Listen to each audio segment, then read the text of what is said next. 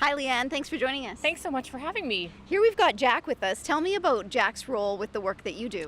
So actually, I'm a certified, or he's a certified therapy dog.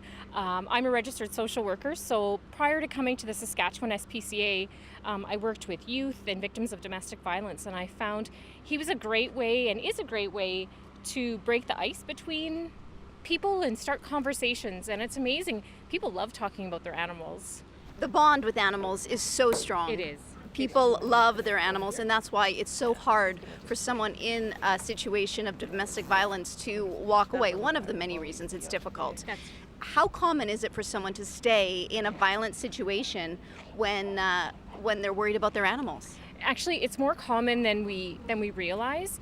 Some of the studies that we have seen, that I have found, it's roughly between below 50 and almost 70% that people are saying that I'm not leaving because of the animal. One, I have nowhere to take the animal, or two, I'm scared as to what is going to happen if I do leave the animal behind when I'm fleeing for my own safety.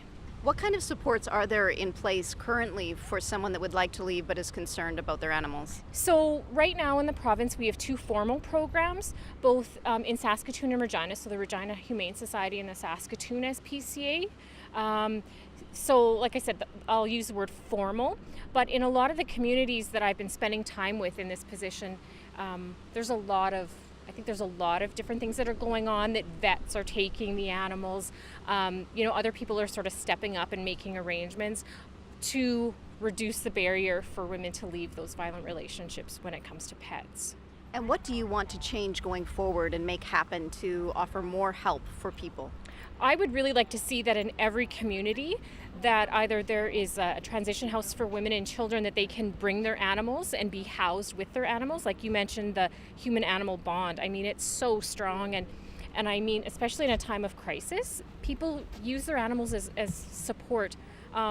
Also, if there's a way that every community does actually have a safe place, like a safekeeping program. So whether they are taking their animals to the shelter, or there's foster homes, or there's some type of service or resource for them to access when it comes to, I've made the decision, I'm leaving, now I've got Jack here, what am I going to do with?